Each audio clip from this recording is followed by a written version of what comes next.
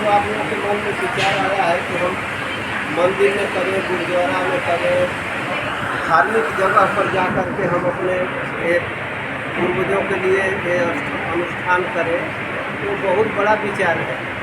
और इस विचार के भगवान सराहना कर रहे हैं कि जो देखिए जन्म तो सब लिया है, मृत्यु सबका है, निश्चित है कि जो जन्म लिया है वो मरना है। लेकिन इस जगत में आकर के कुछ समझना है, अगर कोई समझ गया, कोई समझता है, उसी को महानता है। ये तो जन्म तो एक कुत्ता बिल्ली पशु भी जन्म लेता है, बस मर जाता है, कोई जानता ही नहीं। लेकिन हम लोग जो मनुष्य हैं वो साधारण चीज़ नहीं है।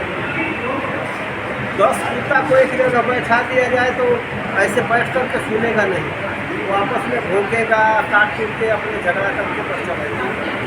लेकिन हम लोगों के पास भगवान ने ब्रेन दिया है, बुद्धि दिया है कि हम लोग एक जगह बैठ कर के कुछ सुन सकते हैं, कुछ बोल सकते हैं। तो जीवन का लक्ष्य यही है, कुछ किसी को बताना और कान से सुनना। सुनने का महत्व सबसे बड़ा है। नवधा भक्ति में भगवान बताए हैं, प्रहलाद महाराज बोल रहे हैं, सर्वणम कीर्तनम विष्णु स्मरणम पाद सेवनम अर्चनम विग्रहम अर्चनम दास्यम साक्ष्यम आत्मनिवेदन। श्रवण के सबसे बड़ा महत्व है। देखिए बात ऐसा है, जब बच्चा जन्म लेता है तो कोई 2 साल, कोई 4 साल, कोई 5 साल तक सुनता रहता है, बोलता नहीं है। जितना ही लेट होता है बच्चा बोलने में, तो माता पिता चिंतित हो जाते हैं कि हमारा बच्चा बोल नहीं रहा है, क्या किया जाए, बोलता नहीं है। लेकिन वो सुनता रहता है, तो बच्चा आवाज़ सुनता रहता है।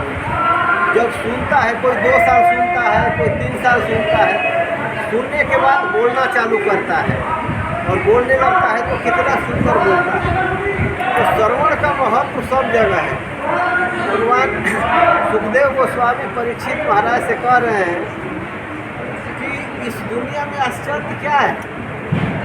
आश्चर्य यही है कि जन्म लेता है व्यक्ति, अपना उत्तरदायित्व निभाता है और चला जाता है। तो बहुत बहादुरी नहीं है। बहादुरी ये है कि हम यहाँ करने क्या आए हैं वो समझ जाए कि हमारा जीवन का लक्ष्य क्या है, हम क्या करने के लिए इस पृथ्वी पर आए थे। जब माँ के गर्भ में शिशु रहता है तो प्रार्थना करता है भगवान से कि भगवान हमको बाहर निकालिए। आप ही लोग विचार कीजिए कि माँ के गर्भ में कितना कष्ट होता है। बच्चा को उल्टा लटका दिया जाता है, एकदम मल मूत्र के थैला में पिंजड़ा में बंद रहता है 9 महीना। उस समय बच्चा हर समय भगवान से प्रार्थना करता है कि भगवान हम बाहर जाएंगे तो दूसरा कुछ काम नहीं करेंगे, केवल आपसे भजन करेंगे, आपकी आराधना करेंगे, आपको याद करेंगे। लेकिन भगवान जब जैसे जन्म लेता है बच्चा तो उसको स्वतंत्र छोड़ देते हैं कि तुमको जो मर्जी करे वो करो, उसका रिजल्ट बाद में मिलेगा। तो देखिए इसी में कोई चोर बन जाता है, कोई बदमाश बन जाता है, कोई साधु बनता है। तो भगवान वादा तो करके आया है कि हम भजन करने के लिए जा रहे हैं, आपके भजन करेंगे, आपके नाम पे प्रचार करेंगे, विख्यात करेंगे, इसके बाद हम आएंगे। लेकिन इस संसार में आकर के हम भूल जाते हैं माया के चकाचौंध में। ये सब लोग यही समझते हैं हमारा भाई है, हमारा माता है, पिता है, संसार है, धन है, संपत्ति है। अपने विषय में कोई नहीं सोचता है कि हमको मरना है।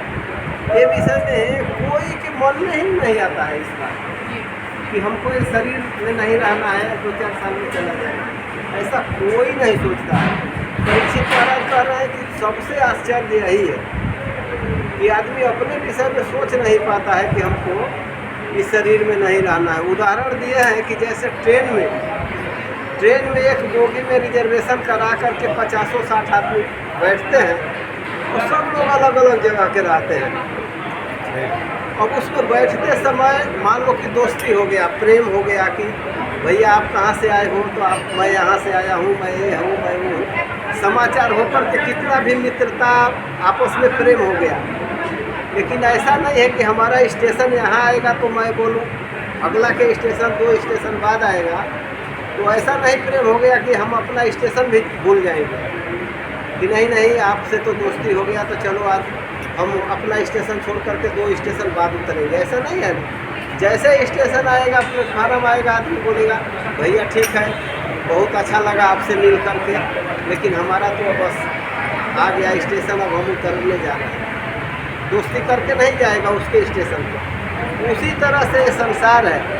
इस संसार में जन्म लेते हैं आदमी, जब जिसका जन्म होता है उसका मृत्यु बिल्कुल उसी दिन निर्धारित कर दिया जाता है कि जो जन्म लिया है उसको जाना ही है, इस धरती पर रहना नहीं है, तो निश्चित हो जाता है। और वैसे अपने समय अनुसार जैसे जिसका पूरा होता है आयु, वैसे लोग जाते हैं। तो उसको पूर्ण तिथि ये सब करके जो विधान बताया गया है उसके थ्रू आदमी संस्कार करते हैं, सब कुछ करते हैं। वहाँ जाने के बाद चित्रकूट सबका लिखा जोखा तैयार करके लेके रखते हैं, एक चिट्ठा लेके बड़का लेके बैठते हैं, ये प्राणी आया है तो देखो क्या क्या किया है। हम लोग को भले समझ में नहीं आ रहा है कि हम लोग क्या किए दिन में, लेकिन हम लोग का दिन का पूरा दिनचर्या लिखा जा रहा है कि आज हम लोग मंदिर में गए थे, प्रणाम किए, माथा टेके, 10 लोग भगवान के नाम कीर्तन किए, बात सुने। ये सब कुछ चित्रगुप्त के पास उनका चिट्ठा बना हुआ है और वो सुनाएंगे कि ये व्यक्ति ऐसा ऐसा काम किया है। तो असली बैंक बैलेंस जो है हम लोग का यही है जो अभी हम कर रहे हैं, समझ रहे हैं। बाकी जितना हम कर रहे हैं सब बिल्कुल व्यर्थ है। रात दिन अपने बच्चों, परिवारों के लिए, रिश्तेदारों के लिए रात दिन मेहनत करना, ये सब यही रह जाएगा, कोई नहीं जाएगा। आप सब लोग देखते हैं जिसका शरीर पूरा होता है उसके साथ कोई नहीं जाता, बिल्कुल ज़्यादा से ज़्यादा संबंधित बस उसके श्मशान तक ही जाते हैं। ये तो पूरा रास्ता क्लियर उसको कहीं करना है कि क्या क्या किया, क्या भुगत